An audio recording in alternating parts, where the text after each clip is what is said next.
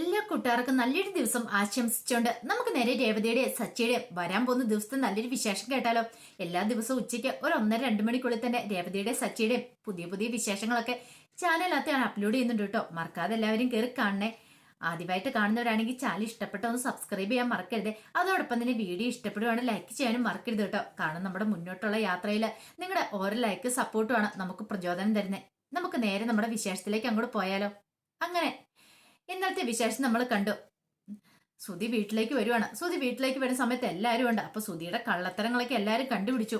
കാരണം ഇത്രയും കാലം പാർക്കിൽ പോയിരിക്കുമായിരുന്നു, അല്ലാതെ ജോലിക്കൊന്നും പോയിരിക്കുമല്ലായിരുന്നു. അതൊക്കെ ഓർത്ത് ആകെപ്പാടെ നാണം കെട്ട് നിൽക്കുവാണ് സുധി. അപ്പോഴാണ് സുധിയുടെ വരവ്. സുധി വലിയ ആളും കളിച്ചിട്ട് അങ്ങോട്ട് വരുവാണ്. എന്നിട്ട് വന്ന് പറഞ്ഞു, അതെ ഈ വീടിന് മുന്നിൽ ഈ പൂക്കട വെച്ചിട്ടുണ്ടല്ലോ, അത് അങ്ങനെ ശരിയാകത്തില്ല, എത്രയും പെട്ടെന്ന് അതവിടെ പൊളിച്ചു മാറ്റണം എന്നൊക്കെ പറയാം. ഇത് കേട്ടപ്പോ സച്ചു പറഞ്ഞു, ആണോ, ഓഹോ അങ്ങനെയാണ്, നമുക്ക് അതും കൂടെ ചെയ്തേക്കാം. നീ ഒരു കാര്യം ചെയ്ത് ഇങ്ങോട്ട് വാ, ഇവിടെ വന്നിരിക്കുക. എങ്ങനെ ഉണ്ടായിരുന്നു ഇന്ന് ജോലിക്ക് പോയിട്ടെന്ന് ചോദിക്കാം. ജോലിക്ക് പോയിട്ട് എന്താ, കുഴപ്പമൊന്നും ഇല്ലായിരുന്നു. പിന്നെ ഒരു വിശേഷം കൂടെ ഉണ്ടായെന്ന് പറയാണ്. പിന്നീട് ശ്രുതിയുടെ നേരെ തിരിഞ്ഞിട്ട് പറഞ്ഞു, അതെ ഇന്ന് ഫേമസ് ആയ ആക്ടർ എന്ന് അവിടെ കാർ നോക്കാൻ വന്നിട്ടുണ്ടായിരുന്നു അറിയാം. പിന്നെ മുതലാളി എന്നെ ഏൽപ്പിച്ചേ, കാരണം അയാൾ ഡീൽ ചെയ്യാനായിട്ട്. എന്താണല്ലോ എന്റെ സംസാരം കാര്യങ്ങളൊക്കെ അയാൾക്ക് ഇഷ്ടപ്പെട്ടു. ഒരു കാർ നോക്കാൻ വന്ന് അയാൾ 2 കാർ ബുക്ക് ചെയ്തിട്ടാ പോയെന്ന് പറയാം. ഇത് കേട്ട് കഴിഞ്ഞപ്പോഴത്തേനും ശ്രുതിക്ക് വല്ലാത്ത അപമാനം. കാരണം ഈ വീട്ടിൽ എല്ലാവർക്കും അറിയാം അവന് ജോലിയില്ലാന്ന്. വീണ്ടും അവനിങ്ങനെ ഓരോ കള്ളത്തരങ്ങൾ പറഞ്ഞുകൊണ്ടിരിക്കുമ്പോ എല്ലാരും അവനെക്കുറിച്ച് തന്നെക്കുറിച്ച് എന്തൊക്കെയാ വിചാരിക്കുന്നതെന്ന് ഓർത്ത് കഴിഞ്ഞപ്പോഴത്തേനും ശ്രുതിക്കാണെങ്കിൽ തൊലി ഉരിഞ്ഞു പോകുന്ന ഒരു ഫീലാ തോന്നിയത്. പക്ഷേ ഇതൊന്നും ശ്രുതിക്ക് അറിയില്ലോ. ശ്രുതിയുടെ വിചാരം തന്റെ കള്ളത്തരം ആരും കണ്ടുപിടിച്ചിട്ടില്ലെന്ന് കരുതി ശ്രുതി അങ്ങോട്ട് വലിയ ആളുകൾ ചിരിക്കുകയാണ്. ഇത് കേട്ട് കഴിഞ്ഞപ്പോഴത്തേനും രേവതി സച്ചിനെ നോക്കണം. സച്ചി എന്നിട്ടോടെ ബാക്കി കാര്യങ്ങളും കൂടെ പറ. സച്ചി ഇങ്ങനെ പ്രോത്സാഹിപ്പിച്ചുകൊണ്ടിരിക്കുകയാണ്. ഇവരെത്ര വരെ പോകുമെന്ന് അറിയാലോ എന്ന് വിചാരിച്ചോണ്ട്. അത് മാത്രമല്ല, ഇനിയിപ്പം അവരുടെ കൂട്ടുകാരനുണ്ട്. അപ്പൊ അവരോടും പറഞ്ഞിട്ടുണ്ട് ഈ കാറിനെ കുറിച്ചൊക്കെ. ഇനിയിപ്പം മിക്കവാറും അടുത്ത ആഴ്ച എന്നെ വീട്ടിലേക്ക് വിളിച്ചിട്ടുണ്ട്. ഞാൻ മിക്കവാറും വീട്ടിലേക്കൊക്കെ പോകുന്നു പറയാം. ആഹാ കൊള്ളാലോ, നീ വലിയ ഫിലിം സ്റ്റാറിന്റെ വീട്ടിലേക്കൊക്കെ പോകാൻ തുടങ്ങിയില്ലേ, നീ ആള് വലിയ ഫേമസ് ആളോടാന്ന് പറയാണ്. പിന്നെ എന്നെ കുറിച്ച് എന്താ വിചാരിച്ചിരിക്കുന്നേ, ഞാൻ വെറുതെ ആണോ? ഞാൻ ആരാധന നിങ്ങളുടെയൊക്കെ വിചാരം. എല്ലാവർക്കും ഒരു ഭാവമുണ്ട്, എന്നെ കൊണ്ടൊന്നും സാധിക്കില്ല എന്ന് ഇപ്പം മനസ്സിലായല്ലേ ഈ സുധിയുടെ കഴിവെന്താന്ന് എന്നൊക്കെ പറഞ്ഞിങ്ങനെ ഞെളിഞ്ഞിരിക്കുവാണ്.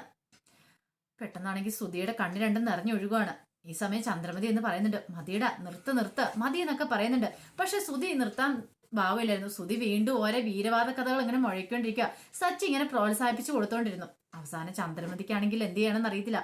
ഇവനിങ്ങനെ ഓരോന്ന് പറഞ്ഞുകൊണ്ടിരിക്കുക. പിന്നീട് അവസാനം സച്ചി ഒരു കാര്യം ചെയ്യാം, നീ ഇത്തരം കാര്യങ്ങളൊക്കെ പറഞ്ഞല്ലേ, നീ രാവിലെ ജോലിക്ക് പോയിട്ട് എന്ത് ജോലി ചെയ്യുന്നെന്നുള്ള കാര്യം ഞാൻ അങ്ങോട്ട് കാണിച്ചു തരട്ടേന്ന് ചോദിക്കാം.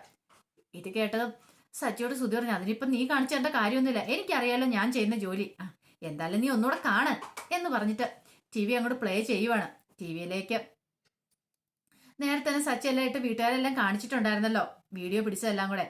അങ്ങനെ TVക്കകത്ത് പ്ലേ ചെയ്തെന്ന് പറഞ്ഞു, അതെ ഇവിടെയുള്ള എല്ലാവരും ഒരു വട്ടം കണ്ടതാ, അതുകൊണ്ട് ഞാൻ പെട്ടെന്നൊന്ന് ഓടിച്ച് കാണിക്കാം. നീക്ക് പിന്നെ അറിയാവുന്ന കാര്യമല്ലേ, നീ അല്ലേ ഇതിനകത്തെ നായകന്, അതുകൊണ്ട് നിനക്ക് അറിയാലോ എന്ന് പറയാണ്. എന്നും പറഞ്ഞുകൊണ്ട് TVക്കകത്ത് അങ്ങോട്ട് പ്ലേ ചെയ്യുവാണ്. അപ്പോഴേക്കും TVക്കകത്ത് സുധി പാർക്കിൽ പോയിരിക്കുന്ന, കടല തിന്നുന്നേ, പിന്നെ അത് കൂടാതെ കിടന്ന് ഉറങ്ങുന്നേ എല്ലാ രംഗങ്ങളും കാണുക. ഇതെല്ലാം കണ്ടു കഴിഞ്ഞപ്പോഴത്തേന് സുധി ഒരു നിമിഷം ഞെട്ടിപ്പോയി. എങ്ങനെയുണ്ട്, കൊള്ളാവെന്ന് ചോദിക്കുക. നിന്നെ വെച്ചൊരു ഫിലിം തന്നെ നമുക്ക് എടുക്കാം, നീ മെയിൻ ആക്ടർ ആയിരിക്കും, ഇത്ര നന്നായിട്ട് അഭിനയിച്ചിട്ടുണ്ടെങ്കിൽ നിനക്ക് ഓസ്കാർ അവാർഡ് ഉറപ്പാന്ന് പറയാണ്. ശ്രുതി ഞെട്ടിത്തെറിച്ച് വയ്ക്കുക. ശ്രുതിയുടെ 2 കണ്ണുകളും നിറഞ്ഞൊഴുകുകയാണ്. പെട്ടെന്ന് ശ്രുതിയോട് ചോദിച്ചു, എങ്ങനെയുണ്ട് പൗഡറമ്മ, കൊള്ളാവോ? ഭർത്താവ് എങ്ങനെയുണ്ട്? ഭർത്താവ് ഇത്രയും ദിവസം ജോലിക്ക് പോകാന്ന് പറഞ്ഞ് എന്തൊക്കെ പ്രകടനങ്ങളായിരുന്നു ഇവിടെ നടത്തിക്കൊണ്ടിരുന്നേ, ഇപ്പോഴെങ്ങനെയുണ്ടെന്ന് ചോദിക്കാം. ശ്രുതി ഒന്നും മിണ്ടുന്നില്ല. ശ്രുതിയുടെ കണ്ണ് നിറഞ്ഞൊഴുകിക്കൊണ്ടിരിക്കുക. പിന്നീട് അങ്ങോട്ടേക്ക് വന്നിട്ട് ശ്രീകാന്ത് പറഞ്ഞു, എന്നാലും ഇത്രയ്ക്ക് ഞങ്ങൾ പ്രതീക്ഷയില്ല കേട്ടോ. അപ്പൊ ഇതുകൊണ്ടായിരുന്നില്ലേ അന്ന് ഞങ്ങൾ അങ്ങോട്ട് കാർ എടുക്കാനായിട്ട് വന്നു കഴിഞ്ഞപ്പം കാർ നോക്കുന്ന കാര്യം പറഞ്ഞു കഴിഞ്ഞപ്പോഴത്തേനും നീ ഞങ്ങളെ ഒഴിവാക്കാനായിട്ട് നോക്കിയത്, എന്നാലും ഇതൊന്നും ഞങ്ങൾ പ്രതീക്ഷയില്ലടാ സുധി എന്ന് പറയാണ്. രവീന്ദ്രൻ ചോദിച്ചു, അപ്പൊ നീ രാവിലെ ഇവിടുന്ന് ഷോറൂമിലേക്കാന്നും പറഞ്ഞ് പോയിക്കൊണ്ടിരുന്ന പാർക്കിലേക്കായിരുന്നല്ലേന്ന് ചോദിക്കുക. എന്തേലും മറുപടി പറയാനുണ്ടോ? അപ്പൊ ഇത്രയും കാലം നീ എല്ലാരെയും പറ്റിച്ചോണ്ടിരിക്കുവായിരുന്നല്ലേന്ന് ചോദിക്കുക. ഇത് കേട്ട് കഴിഞ്ഞപ്പോഴത്തേനും ചന്ദ്രമതിയുടെ നേർക്കൊന്ന് സുധി നോക്കുവാണ്. സുധിക്ക് എന്ത് ചെയ്യണമെന്ന് അറിയില്ല. ആ നോട്ടം കണ്ടു കഴിഞ്ഞപ്പോഴത്തേനും സച്ചു പറഞ്ഞു, അല്ല അമ്മയ്ക്ക് ഇതിനകത്ത് എന്തോ ഒരു പങ്കുണ്ടായിരുന്നു, അമ്മയ്ക്ക് അറിയാൻ തോന്നലോ ഇവന് ജോലിയില്ല എന്നുള്ള കാര്യം, സത്യം പറയാമേ അമ്മയ്ക്ക് അറിയാമായിരുന്നു ചോദിക്കുക. ചന്ദ്രമതി എനിക്കൊന്നും അറിയത്തില്ല എന്ന് പറഞ്ഞിട്ട് സുധിയെ നോക്കുവാണ്. പക്ഷെ ആ നോട്ടത്തിൽ സച്ചിക്ക് കാര്യം മനസ്സിലായി. സച്ചി അത് രവീന്ദ്രനോട് പറഞ്ഞു, അച്ഛാ അമ്മയ്ക്ക് അറിയായിരുന്നു, അമ്മയോട് ഒന്ന് ചോദിച്ചു നോക്കാൻ പറയണം. രവീന്ദ്രൻ ചോദിച്ചു, സത്യം പറയാം എന്തേ, നിനക്കറിയായിരുന്നു ഇവന് ജോലിയില്ല എന്നുള്ള കാര്യം? അത് പിന്നെ എനിക്കറിയായിരുന്നു പറയാം. ഓഹോ, അപ്പൊ അമ്മയും മോനും കൂടെ അറിഞ്ഞോണ്ടായിരുന്നു ഇത്രയും കാലം എല്ലാരും വഞ്ചിച്ചോണ്ടിരുന്ന അല്ലേന്ന് ചോദിക്കാം.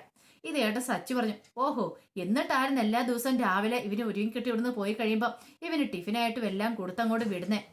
നേരത്തെ പോണം, ജോലിക്ക് ആള് വരുന്നു, എന്തൊക്കെയായിരുന്നു പ്രകടനങ്ങള്.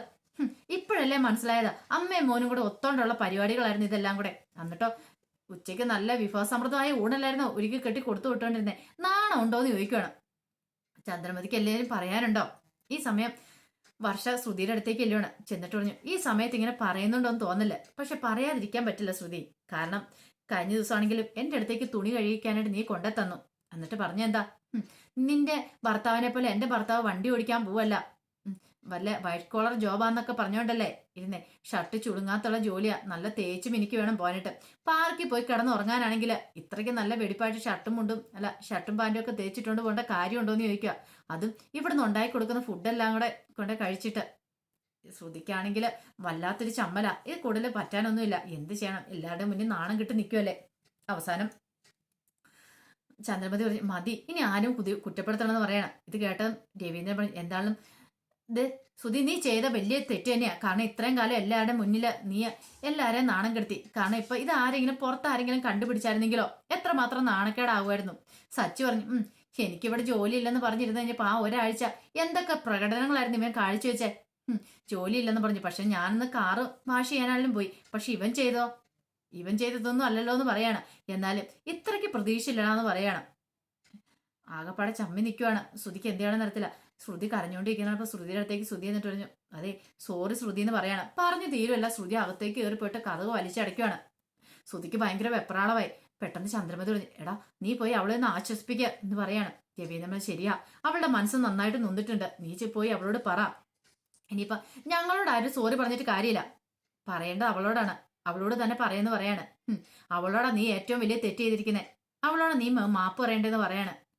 ഇത് കേട്ട് കഴിഞ്ഞപ്പോ സച്ചി പറഞ്ഞു, ചെന്ന് പറ നിന്റെ കയ്യിലിരിപ്പാട്ട് എങ്ങനെയൊക്കെ സംഭവിച്ചെന്ന് പറയാണ്. ഇവിടെ എന്നെയൊക്കെ എന്തൊരു കളിയാക്കായിരുന്നു, അവൻ വലിയ ജോലിയില്ല, വല്ല കാർ ഷോറൂമില്ല എന്നൊക്കെ പറഞ്ഞിട്ട്.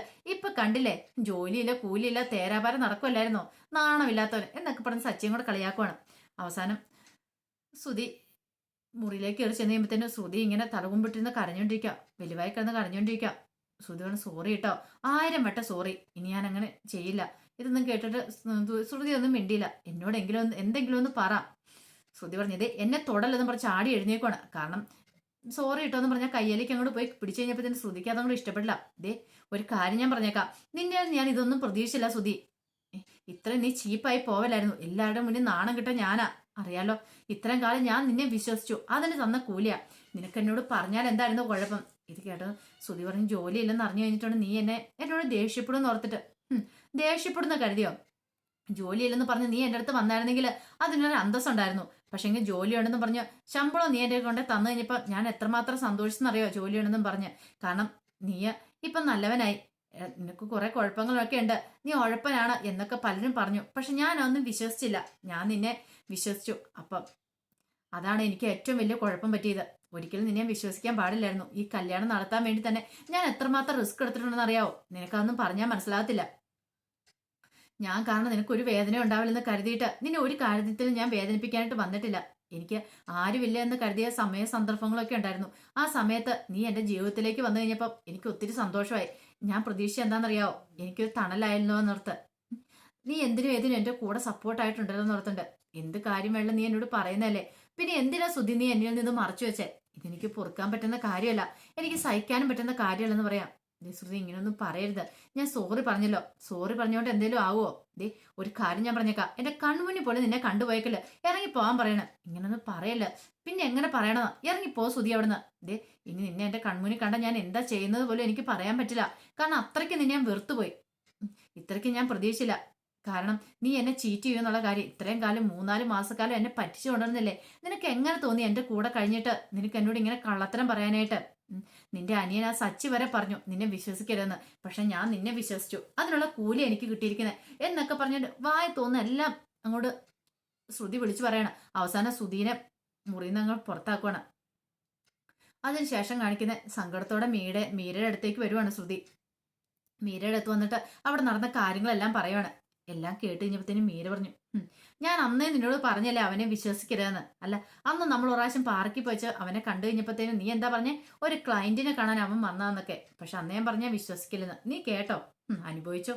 ഇനിയിപ്പോ പറഞ്ഞിട്ടൊന്നും ഒരു കാര്യമില്ലെന്ന് പറയാണ്.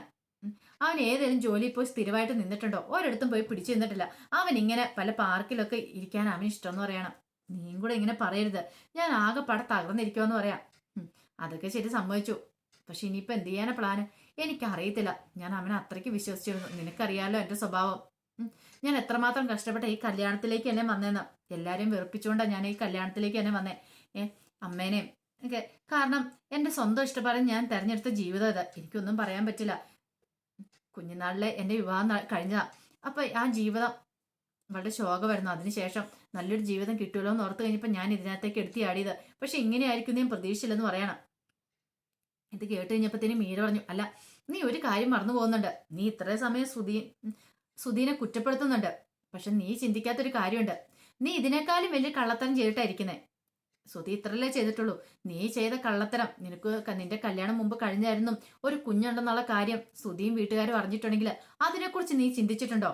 ഇപ്പൊ നീ ഇത്രയൊക്കെ സുധിയോട് പറഞ്ഞു. സുധിയുടെ മനസ്സ് നീ പറഞ്ഞ കാര്യങ്ങളൊക്കെ കിടക്കുന്നുണ്ടായിരിക്കും. പക്ഷെ അന്ന് അത് അറിഞ്ഞു കഴിയുമ്പത്തിനും സുധി നിന്നോട് എങ്ങനെയായിരിക്കും പെരുമാറുന്നേ, നീ അതിനെക്കുറിച്ച് ചിന്തിച്ചോന്ന് ചോദിക്കാം. ഒരു നിമിഷം ശ്രുതി എന്ന് ആലോചിച്ചിട്ട് പറഞ്ഞു, ഞാൻ അതിനെക്കുറിച്ചൊന്നും ചിന്തിക്കുന്നില്ല. അല്ലെങ്കിലും എനിക്കൊരു നല്ല ഭർത്താവിനെ കിട്ടാൻ വേണ്ടിയില്ല ഞാൻ അങ്ങനെ കള്ളത്തരം പറഞ്ഞേ. എന്നെ ചതിക്കുന്നവനാന്ന് ഇപ്പോഴല്ലേ മനസ്സിലായത്. ഇനിയിപ്പം ഞാൻ അതിനെക്കുറിച്ച് ചിന്തിച്ചിട്ട് കാര്യമില്ല. എടി, ഈ കാര്യങ്ങളൊക്കെ അറിഞ്ഞു കഴിയുമ്പം അവൻ നിന്നെ ഇട്ടിട്ട് പോകത്തില്ലേന്ന് ചോദിക്കാം. ഇട്ടിട്ട് പോവാണെ പോട്ടെ, എന്നാലും എനിക്ക് കുഴപ്പമില്ല. ഇനിയിപ്പം ഞാൻ അതിനെക്കുറിച്ചൊന്നും ചിന്തിക്കുന്ന പോലുമില്ല. എന്റെ ജീവൻ തീർന്നെന്ന് ഞാൻ തന്നെ കൂട്ടുവാന്ന് പറയണം. നീ എന്താ ഇങ്ങനെയൊക്കെ പറയണേ? പിന്നെ ഞാൻ എങ്ങനെ പറയണം? നിനക്കറിയാലോ ഞാൻ എന്ത് പ്രതീക്ഷയോടുകൂടി ആ വീട്ടിലേക്ക് കയറി ചെന്നേന്നുള്ളേ. കാരണം ഇന്നല്ലെങ്കിൽ നാളെ സുധി നന്നാവെന്ന് വിചാരിച്ച് അവനൊരു ജോലി ഞാൻ തന്നെ ശരിയാക്കി കൊടുത്തേ. അപ്പൊ അവൻ അവിടെ നിന്ന് ശമ്പളമൊക്കെ കൊണ്ട് തരുമ്പോൾ എനിക്ക് നല്ല പ്രതീക്ഷയായിരുന്നു ഒരു ദിവസം.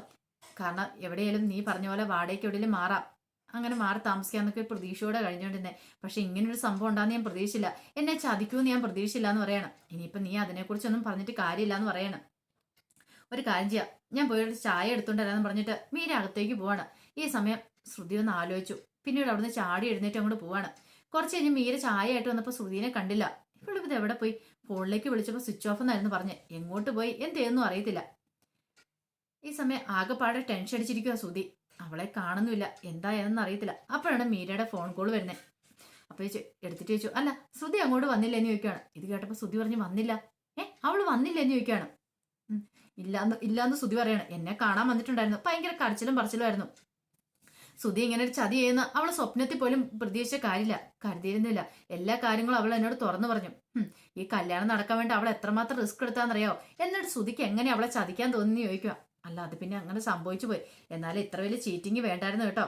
അല്ല, അവൾ എന്നിട്ട് എങ്ങോട്ടാ പോയത്? എനിക്കറിയത്തില്ല. ഞാൻ ചായ എടുത്തോണ്ട് വന്ന സമയത്ത് അവൾ ഇറങ്ങി പോകുന്നുണ്ട്. ഒരു പക്ഷേ ഇനിയിപ്പോൾ അവൾ വല്ല കടുങ്കൈ ചെയ്യുമെന്ന് പോലും അറിയത്തില്ല. കാരണം അവളുടെ മനസ്സ് അത്രമാത്രം മുറിവേറ്റിട്ടുണ്ടായിരുന്നു. അവൾക്ക് അത്രമാത്രം സങ്കടം വന്നിട്ടുണ്ടായിരുന്നു. ഒരു കാര്യം ചെയ്യ, അവിടെ പെരയ്ക്കകത്ത് കയറി കുത്തിരിക്കാതെ അവൾ എങ്ങോട്ടാ പോയെന്ന് പോയി അന്വേഷിക്കാൻ നോക്ക്. ഇല്ലെങ്കിൽ അകത്ത് പോയി കിടക്കും. ഞാൻ പറഞ്ഞില്ലാന്ന് വേണ്ടാന്ന് പറയാണ്. ഇത് കേട്ടുകഴിഞ്ഞപ്പോഴത്തേന് സുധിയിൽ ഒരു ഞെട്ടലുണ്ടാവുകയാണ്. പിന്നീട് ഫോൺ കട്ട് ചെയ്തിട്ട് സുധി ഓടി വന്നിട്ട് ചന്ദ്രമതി പറഞ്ഞു, അമ്മേ സുധീനെ കാണുന്നില്ല എന്ന് പറയണേ. കാണുന്നില്ല, അവൾ എങ്ങോട്ട് പോയി? അതറിയില്ല എന്ന് പറയാണ്. അപ്പൊ അതിന്റെ വിശേഷങ്ങളൊക്കെ കാണുന്നത്. ഇനിയിപ്പൊ ശ്രുതിക്ക് എന്ത് പറ്റിയെന്ന് അറിയത്തില്ല. ഇതിന്റെ ബാക്കി വിശേഷങ്ങളുമായിട്ട് നാളെ ഉച്ചയ്ക്ക് വരാട്ടോ. അപ്പൊ മറക്കാതെ എല്ലാവരും കയറി കാണണേ. ഒരിക്കൽ കൂടി എല്ലാവർക്കും നല്ലൊരു ദിവസം ആശംസിച്ചു നിർത്തുന്നു. നന്ദി.